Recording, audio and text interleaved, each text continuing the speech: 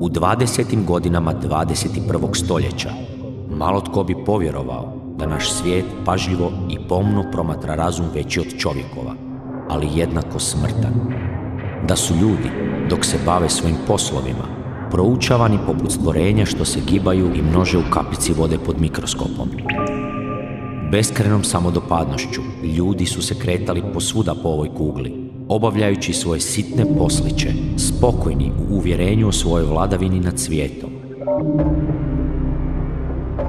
Pa ipak, preko svemirskog bezdana, umovi koji su prema našima poput naših prema umovima izumrlih zvijeri, intelekti ogromni, koliko hladni i nemilosrdni, promatrali su našu zemlju očima punim zavisti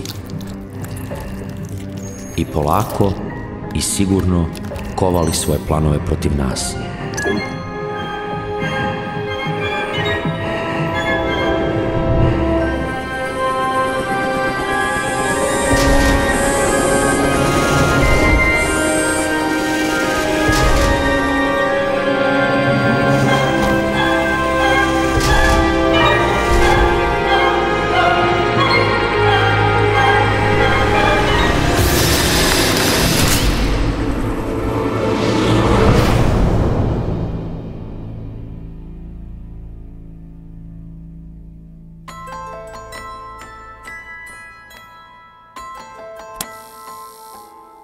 Mars, naš planetarni susjed. Miljenik autora znanstvene fantastike. Kroz povijest je nosio brojna značenja, ali prije svih drugih uloga koje smo mu prišili, Mars je bio samo jarko crvena točkica na noćnom nebu. No ako se pita ljudsku maštu, točkica ne može dugo ostati samo točkica. A i to crvenilo jednostavno poziva na interpretaciju. Kulture starog vijeka tu su mahom prepoznale apokaliptične motive, krv i vatru. Babilonci su tako našeg svemirskog susjeda vezali uz Nergala, boga vatre, rata i uništenja. Grci, vjerojatno inspirirani Babiloncima, vidjeli su zvijezdu Aresa, svog boga rata.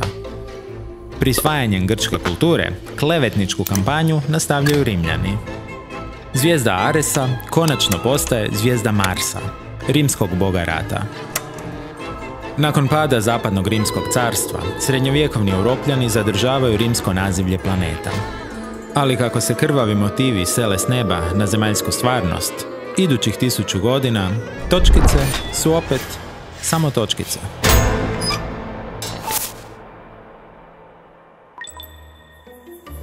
Izumom teleskopa u 17. stoljeću iznova otkrivamo noćno nebo. A strašna rumena točkica boljim pogledom djeluje sve bezopasnije.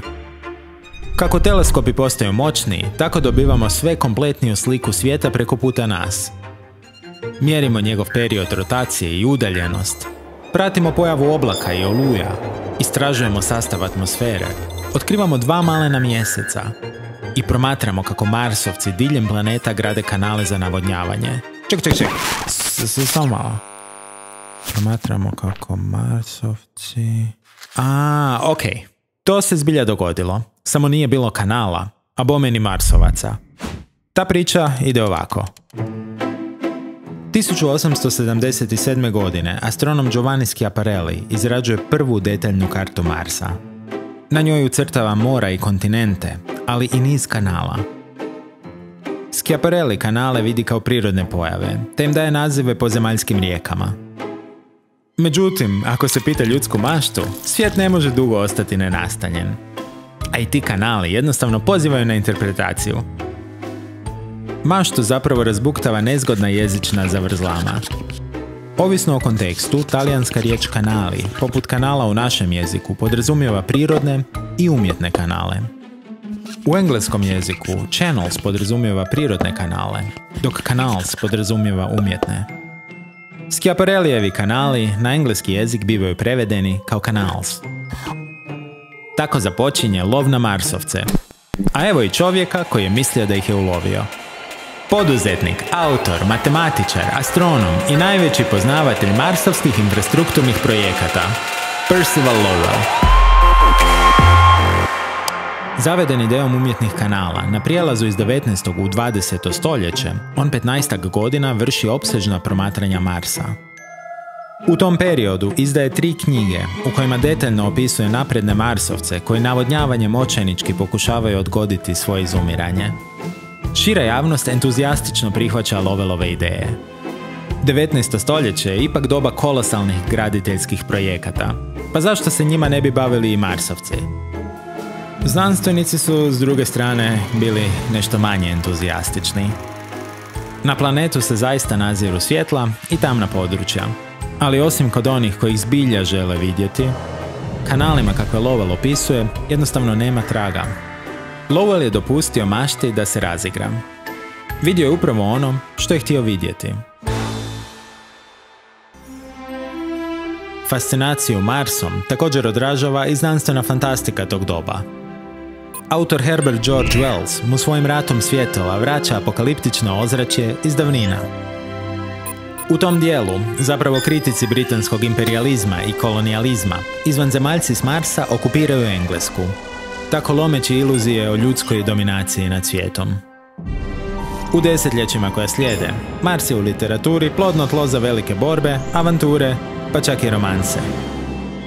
Taj imidž se nepovratno mijenja nakon našeg prvog bliskog susreta s crvenim planetom. 1964. godine svemirska sonda Mariner 4 pruža nam prvi pogled izbliza na Mars. S udaljenosti od oko 10.000 km vidimo intrigantan svijet, ali bez tragova građevinaca. A marsovske bauštelce ne pronalazimo niti nakon prvog slijetanja. Na površini nas dočekuju samo hladna hrđava pustinja i sablasno zavijanje vjetra. Nove spoznaje odražavaju se i na suvremenu znanstvenu fantastiku. Susjedni planet tako postaje nenastanjeno prostranstvo spremno za osvajanje. Trilogija o Marsu autora Kima Stanleya Robinsona možda najbolje sažima našu novu perspektivu. Kroz 3 knjige pratimo naseljavanje i preobražavanje planeta, a kroz cijelu priču prožeta je kompleksna društvena analiza takvog pothvata. I tako Wellsove žrtve kolonizatora i sami postaju svemirski kolonizatori. I dalje beskrajno samodopadni, sada uvjereni u svoju vladavinu nad 2 svijeta.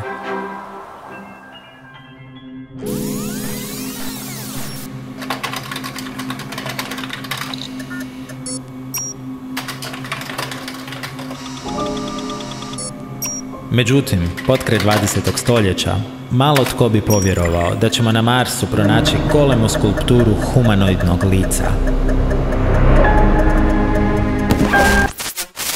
Ne, opet. Na jednoj od satelitskih snimaka vidi se objekt koji podsjeća na oblik lica.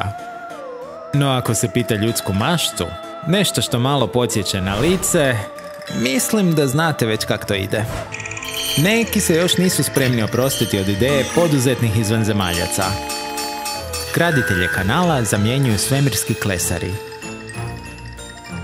Ali što je to ako nije lice? Skeptični i neskloni spekulacijama, znanstvenici su puštali javnost da se zabavlja. Zabava je trajala 25 godina, do fotografije s novog satelita opremljenog naprednijom kamerom. Opet ispada da smo vidjeli ono što smo htjeli vidjeti. U ovom slučaju radilo se o igri svjetla i sjene preko brdašca. I tako smo opet ostali sami.